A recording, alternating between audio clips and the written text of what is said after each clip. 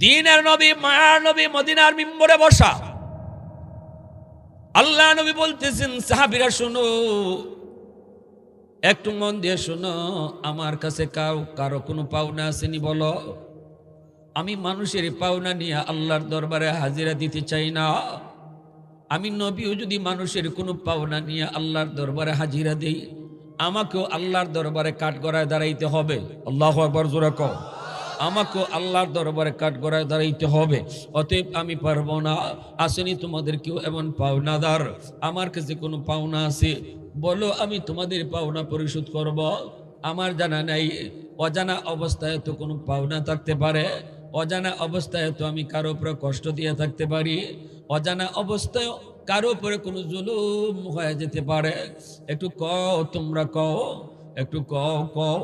এই অবস্থায় সাহাবায়ে কেরাম নীরব, সাহাবায়ে কেরাম নীরব। কেউ তো নবীর কাছে কোনো কিছু পাওনার কথা না। এই অবস্থায় একজন সাহাবী দাঁড়ায় গেছে। সাহাবী দাঁড়ায় বলতেছে, নবী গো, আমি আপনার কাছে একটা জিনিস পাই।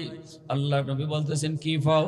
বলে, ইয়া রাসূলুল্লাহ, যুদ্ধের ময়দান আপনি ঘোড়ার পিঠে সওয়ার হইয়া আপনি ঘোড়ারে চাবক মারছেন। আমি আপনার ঘোড়ার পিছনে দাঁড়ানো ছিলাম, আপনি খেয়াল করেন নাই, আমার পিঠে আপনার চাবকটা পড়ে গেছে। নবী গো, আপনার ঘোড়ার পিঠে পড়ে নাই, চাবকটা পড়ছিল আমার পিঠে। আল্লাহর নবী বলেন, তাহলে তুমি আমার পিঠে ওই রকম একটা চাবক মাইরা বদলা নিয়ে নাও। তুমি আসো, আইসা আমার পিঠে একটা চাবক মাইরা বদলা নিয়ে নাও। সাহাবী বলতেছেন, ইয়া রাসূলুল্লাহ, চাবকটা কোথায়? নবী বলতেছেন, চাবকটা তো আমার মেয়ে ফাতেমার ঘরে। নবী বলতেছেন, সালমান যাও, ফাতেমার কাছ থেকে আমার চাবকটা যায় নিয়ে আসো। সাহাবায়ে কেরাম ডাক দিয়া বলতেছে, সাহাবী শুন, শুন রে ভাই, এমনটা তুই করবি না, এমনটা তুই করবি না। আমার নবী অসুস্থ। নবী সাহাবী দুইজনের কান্দে বর দিয়া মসজিদে আইছেন। এতটাই দুর্বল রহমতের নবী, এই নবীরে তুই চাবক মারিস না, এই নবীকে কান্দাইস না। একটু সামনে আগাই, লা ইলাহা ইল্লাল্লাহ,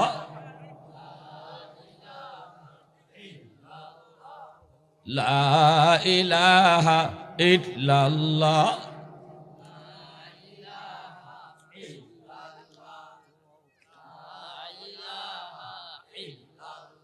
মোহাব্বতের সাথে লা ইলাহা ইল্লাল্লাহ,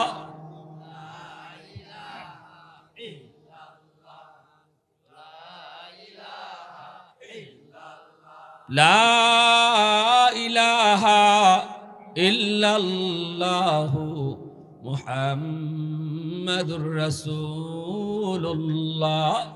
জোরে সুরে বলি সাল্লাল্লাহু আলাইহি ওয়াসাল্লাম। একটু মনোযোগ আমার দিকে দেন, সময় কম, একটু আমার দিকে নজর করেন।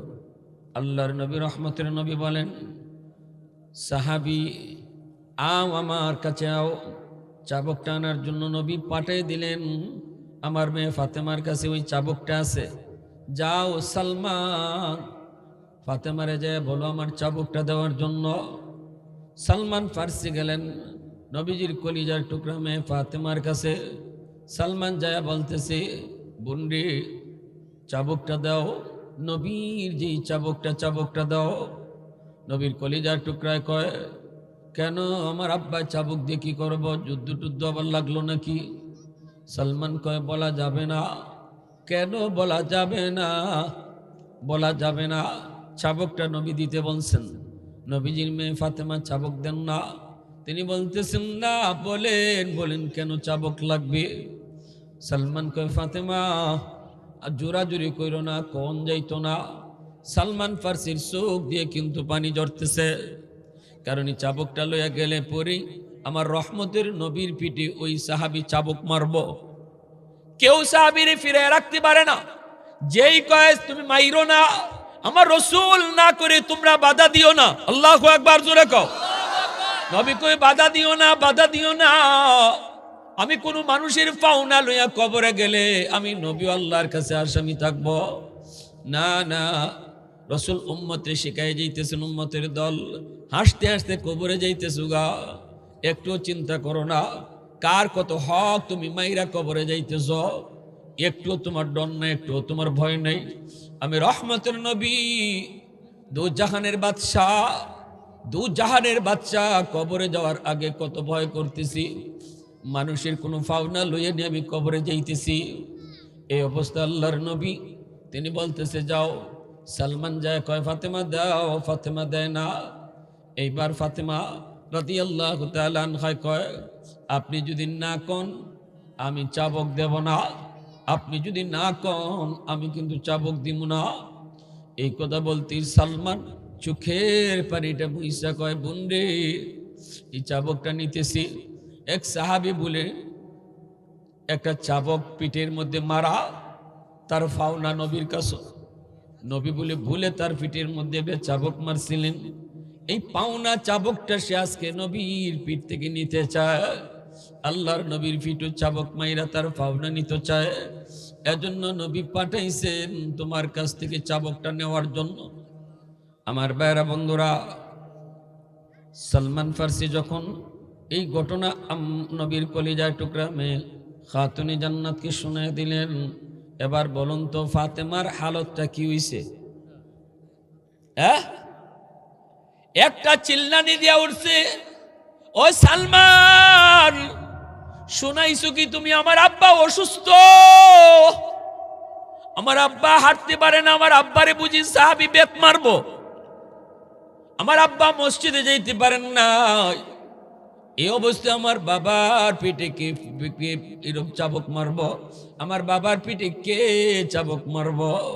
সালমান ফার্সি কয় ফাতেমা কোনো লাভ নাই, আমরাও কইছি সাহাবী বুঝে না, নবীও আমাদেরকে থামাইয়া দিছেন। আল্লাহ নবী কয় তোমরা তারে বাধা দিও না। এই অবস্থায় খাতুনে জান্নাত দিশেহারা হয়ে গেছেন। তিনি বলতেছেন বলে কেমনে কি করব, আমি চাবক দিব কি করে? না রসুল কইছে দিতে হইব। চাবকটা যখন খাতুনে জান্নাত দে, সাথে সাথে হাসান হুসেনকে ডাক দিয়া কয় বাবা যা, বাবা তোরা যা, তোদের নানার পিঠে বলে কেডায় চাবুক মারবো, তোদের নানার পিঠে বুঝে কেডায় চাবুক মারবো, তোরা নিজেরা শহীদ হয়ে যাবি। আল্লাহু আকবার। তবু আমার আব্বা জানের পিঠে চাবুক লাগতে দিবি না, কারণ আব্বাসকে কতদিন যাবৎ বিছানায় পড়া, বাবা অসুস্থ, এই অবস্থায় নানার পিঠে চাবুক মারতে দিও না। হাসান হুসেন কানতে কানতে মদিনার মসজিদে হাজির। সাহাবায়ে কেরাম তারাও কানতেছি। এই অবস্থায় চাবকটা আনা হলো, নবীজির হাতে চাবকটা দেওয়া হলো। আল্লাহ নবী সাহাবীরে ডাক দিছে, আও আও তোমার পাওনা তুমি লয়ে যাও। সাহাবী মাঝখান থেকে নবীর দিকে আগাইতেছে। আল্লাহু আকবার, জোরে কও। আবু বকর সামনে দাঁড়ায়া পায়ে জড়ায় কয়ে ভাই আমার পিঠে যত পারস মার, আমার পিঠে তুই যত মানুষ চাবুক মার, তবু আমার নবীর পিঠে মারিস না, আমার নবী অসুস্থ, আমার নবী কথা কইতে পারতেছে না ঠিক মতো। নবী কয় আবু বকর সর। আল্লাহু আকবার, জোরে কও। নবী কয় আবু বকর সর, তারা আসতে দাও। ওমর দাঁড়া গেছে, না যাস না, আমি ওমরের পিঠে তুই যত পারো বাপ মারো। রসুল কয় ওমর সর, তারা আসতে দাও। এইভাবে সাহাবীর সামনের দিকে যখন আগায়, মদিনার মসজিদে এক সাহাবী আর এক সাহাবীর গলা দুইরা কান্না শুরু করে দিছে। একজনে আরেকজনে গলা দুইরা দুইরা কান্না শুরু করছে। কি হইতেছে, কি হইতেছে, এখন কি হবে? সাহাবী নবীজির কাছে চলে আসছে। আল্লাহ নবী চাবকটা হাতে দিছে, ইনিও চাবকটা হাতে নিয়ে নিছে। চাবকটা হাতে নিয়ে বলতেছে ইয়া রাসূলুল্লাহ, আপনি যখন আমারে মারছিলেন আমার পিঠে কোনো জামা ছিল না গো নবী, পিঠটা খালি ছিল। আপনার তো চাদর গায়ে দেওয়া, চাদর সরাইতে হবে, পিঠটা খালি করে দিতে হইব। সাহাবায়ে কেরাম আরো হাউমাউ করে শুরু করছে কান্না, একে অপরকে জড়ায় ধরে কান্না শুরু করছে। কিন্তু আমার নবী দয়ার নবী, তিনি তো সাহাবীদেরকে বাধা দেয়, কেউ সামনে আইতে পারে না। হাসান হুসাইন নবীর পাশে এসে দাঁড়ায় গেছে। নবীজি কয় নাতিরা, ভাইরা তোমরা এখানে দাঁড়াও, অস্থির হইও না, তোমার নানা জান কারো ফাওনা লইয়া কবরে যাইতো চায় না। এ উম্মত একটু চিন্তা করে দেখো, আমার নবী কি শিখায় গেছে, আমার নবী আমাদেরকে কি শিখায় গেছে। এজন্য আল্লাহ কয় আমার নবী তোমাদের জন্য মডেল। মরণ সবার সামনে আছে, তুমি কোন ভাবে মরতেছো এই অবস্থায় তুমি কোন অবস্থায় আছো? এখন যদি তোমার মরণ হয়, তোমার মাথার উপরে কত মানুষের কত ফাউনা আছে একটু খেয়াল করো। অতএব আজকে রাত্রি সব ফাউনা পরিশোধ করো। যার কাছে মাপ চাওয়ার তার কাছে মাপ চাও, যারটা ফেরত দেওয়ার তারটা ফেরত দাও, যেটা ফেরত দেওয়ার এটা তাড়াতাড়ি ফেরত দাও, যেটা মাপ চাওয়ার এটা মাপ নাও। যেটা মাফও দেওয়া যায় না, ফেরতও নেওয়া যায় না, ফেরতও দেওয়া যায় না, খবর নাই, অথবা কবরে গেছে, তার জন্য বেশি বেশি করে সৎকা করো, দোয়া করো, যেন আল্লাহ তারে জান্নাতি বানাই দেলায়। ময়ার নবী দয়ার নবী কই সাহাবী নে চাবুক নে। সাহাবী কই নবী গো, আমার পিঠ খালি ছিল, 100 বদলা যদি নিতে হয় আপনার পিঠ থেকে চাদর সরাইতে হবে। আল্লাহ নবী সাথে সাথে চাদরটা সরাইয়া দিছেন, নবীজির পিঠটা খালি হয়ে গেছে। তিনি আস্তে করে ফিসে গেছেন, চাবক তো হাতে আছেই। হঠাৎ করে দেখা গেল সাহাবী চাবকটা হাত থেকে ফালাইয়া আমার নবীর পিঠের উপরে যে একটা মুহরের নবুয়ত আছিল, আল্লাহু আকবার জোরে কও। নবীজির 2 কাঁধের মাঝখানে মোহরের নবুয়ত, এই মোহরের নবুয়ত কেউ কোনোদিন দেখতো না। নবীজি সব সময় কাপড় দিয়ে এটা ঢাকা রাখতেন। এই মোহরের নবুয়তটা দেখার লাগে সাহাবী এমন করছে, যেই মাত্র মোহরের নবুয়ত দেখা গেছে, সাহাবী দৌড় দিয়া জাপড়ায়া নবীর দইরা মোহরের নবুয়তে চুমা খাওয়া শুরু করছে। আওয়াজ দিয়া সুবহানাল্লাহ, আরো জোরে সুবহানাল্লাহ।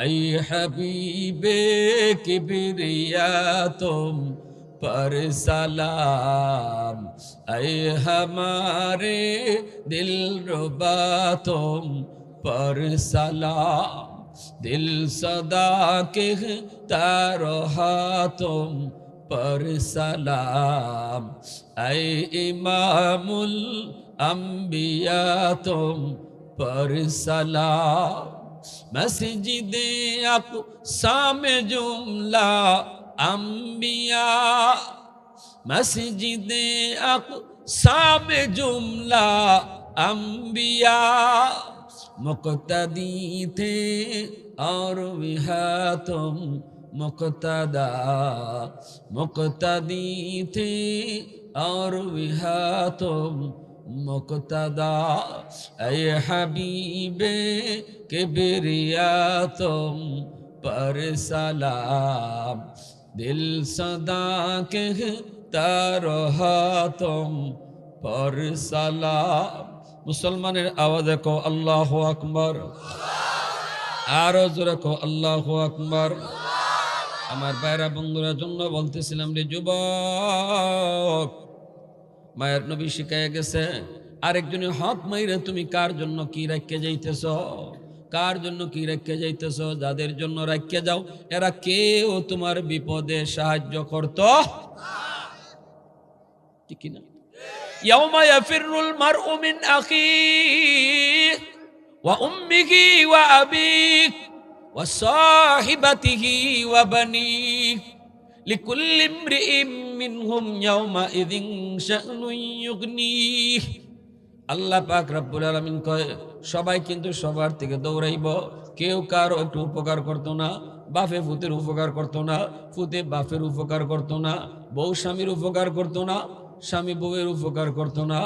একজন আরেকজন থেকে ভাগবো, একজন আরেকজন থেকে ভাগবো, কেউ কারো উপকারে আসতো না।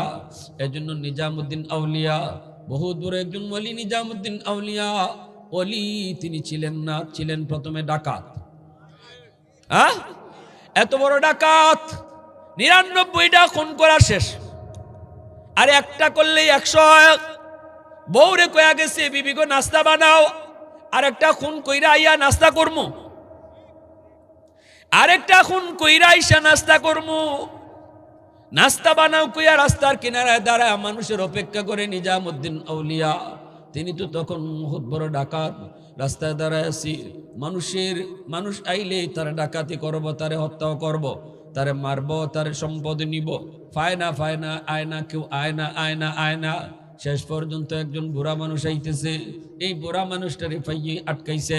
নিজামুদ্দিন আউলিয়া মনে মনে অনেক গুসা হইছে, অনেক গুসা, এত দেরি করলো কেন লাগি, এত দেরি করলো কেন লাগি, আইলে সবার আগে তার মাথা ফালাই মুয়ের পরে যেতে আসি নিমু।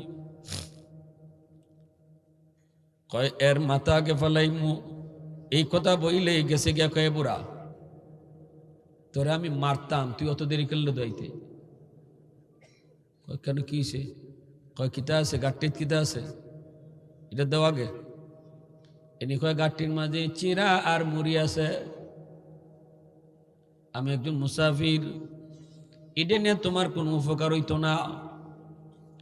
গাঠি খুলো, গাঠি খুললা দেখে ঠিক ওই চিরা মুড়ি। এমনি বুড়া মানুষটাই কয় তুমি এটা কাল লাগে করো? কইটা আমার বিবি বাচ্চার লাগে করি। তুমি যে তোমার বিবি বাচ্চার লাগে তা করো, এই ডাকাতি করলে যে আল্লাহ নারাজ হয়, গুনাহ হয়, জাহান্নামে জ্বলতে হয়, এটা জানো নি? কয় জানি তো। কয় যারার লাগে তুমি এটা করো এরা কেউ তোমার বিপদে সাহায্য করবো নি? কেন করতো না? কেন রক্ত ফানি কইরা রাত্রে দিন বানায়া আমি এরার লাগে সব করি, এরা বিপদে সাহায্য করতো না কেন লাগি? কয় একটু কি জিগাইয়াও, একটু জিগাও। কয় না করব। বুড়া মানুষটা তো আর বুড়া মানুষ না, তিনিও জগৎ বিখ্যাত ওলি, তার নাম শেখ ফরিদুদ্দিন আত্তার রহমতুল্লাহি। ইনিও বহুত বড় ওলি। ওলিদের নজর যার উপরে পড়ে আল্লাহ তারেও ওলি বানায় দেয়। সুবহানাল্লাহ জোরে কই। হ্যাঁ, ওলিদের মায়ের নজর যার উপরে পড়ে তারেও আল্লাহ ওলি বানায় দেয়। এজন্য ওলি আল্লাহদের কাছে যাওয়া কেন? কারণ নজর যদি পড়লো আল্লাহ কবুল করে নিল। সুবহানাল্লাহ। গেছে গিয়া বউ বাচ্চারে জিগাইছে, বউ বাচ্চা কয় তোমার বিপদে আমরা কেন লাগে সাহায্য করতাম? তুমি যার নামে আগুনে জ্বলবাই না করবাই, কি করবাই না করবা, আল্লাহ তোমার কাটবো না মারবো এটা আল্লাহ জানে, আমরা কি জানি। তো নিজামুদ্দিন ডাকাত বলতেছে আমি তুমি যা চাইতেছো সব দিতেছি, তোমারে খাওয়াইতেছি, বাচ্চারে খাওয়াইতেছি, সবরে খাওয়াইতেছি, তা আমি বিপদ খালি আমি একলাই পড়তাম। বউ কয় তুমি আমার জামাই, আমি তোমার বউ, বিয়া করে আনছো খাওয়াইতাই, ডাকাতি করে খাওয়াইতাই কইছি?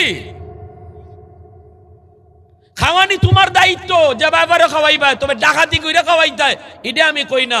আর যদি করো একলা ফাল লইবা, আমি না। ফুতরে জিগাইছে, ফুতে এক কথাই কয় আব্বা তোমারটা তুমি বুঝবাই, আমরা নাই। সাথে সাথে আয়া শেখ ফরিদুদ্দিন আত্তারের হাত ধরে তওবা কইরা ওলি হয়ে গেছে, জগৎ বিখ্যাত ওলি হয়ে গেল নিজামুদ্দিন আউলিয়া। আল্লাহু আকবার জোরে কও, আরো জোরে কও আল্লাহু আকবার। ভাইরা বন্ধুরা, গাছের ডালে বইয়া বইয়া দেখতেছে একটা আওয়াজ, 2 নম্বর আরেকটা আওয়াজ দেখছে, গাছের ডালে একটা কাউয়া, এই গাছ থেকে ওই গাছে একটা শুকনো পাকা খেজুর, এই গাছের ওই খেজুর গাছে নিয়ে রাখে, আবার উড়াল দিয়ে যায় গিয়ে আরেকটা খেজুর ওই গাছের ডালের মধ্যে নিয়ে রাখে। এমনি নিজামুদ্দিন আউলিয়া ডাকাত সর্দার ইনি কই দীক্ষালে ঘটনা গীতা উঠতে দেখে একটা সাপ, শুকনায় অন্ধ, এই সাপটা আ করে রইছে, আর কাউয়া ফাকনা খেজুর নিয়ে নিয়ে সাপের মুখ দিতেছে। আল্লাহ দেখকে ওই ফসম খারাই গেছি গে, আইসে নিছে, ডাক দিছে, কয় শুন, একটা সাপরে যদি আল্লাহ পাক ইভাবে রিজিক দেয়, অন্ধ সাপ খাইতো পারতো না, খাওন দেখতো না, আল্লাহর উপরে ভরসা করে বই রইছে। আল্লাহ কাউয়ারে কয় যা তুই তার খাওয়ান ফেটো দিয়ায়, তুই তার খাওয়ান মুখো ঢুকায় দিয়া আয়। আল্লাহু আকবার জোরে কও। আমি তো সাপও না, আমি হলাম আশরাফুল মাখলুকাত, সৃষ্টির শ্রেষ্ঠ জীব। আমি রিজিকের লাগে কেন ডাকাতি করমু? আমি কেন রিজিকের লাগি ডাকাতি করমু? আমি কেন রিজিকের লাগে আরেকজনের হক মারমু? তওবা করো। সবাই মিল্লা তওবা করছে, সবাই ওলি হইছে, আর নিজামুদ্দিন আউলিয়া জগৎ বিখ্যাত ওলি হয়ে গেছে। আল্লাহু আকবার। এজন্য আমার রসুল আমাদের জন্য মডেল। বলেন মৌতের লাগি সবসময় প্রস্তুত থাকা দরকার, আসেনি না নাই? মৌতের লাগি প্রস্তুত থাকতে হইলে কি করতে হইব? সবসময় মানুষের ফাওনা দাওনার থেকে নিজের মুক্ত রাখো, মানুষের ফাওনা দাওনার থেকে মুক্ত রাখো। মানুষের কষ্ট দিলাইছো, এই ধরনের ওই গেলিগা ইচ্ছা অনিচ্ছা ওই গেলিগা মাপ চাইলাও। ঘরের বউরে যদি কষ্ট দিয়া থাকো আজকে রাত্রি মাপ চাইও, কারণ বউয়ের মামলাও কঠিন। মা বাপরে যদি কষ্ট দিয়া থাকো উপায় নাই, মা বাপরে যদি কষ্ট দিয়া থাকো উপায় নাই, কোনো উপায় নাই, আজকে রাত্রি মাপ চাও। সবসময় প্রস্তুত থাকো। যদি মা বাপের মামলা থাকে সন্তানের উপরে, তার জিন্দিগির কোনো আমলে তারে জান্নাত নিতে পারবে না। অতএব মারে খুশি করো, বাপরে খুশি করো। আল্লাহ আমাদের সবাইকে বুঝার, সে অনুযায়ী চলার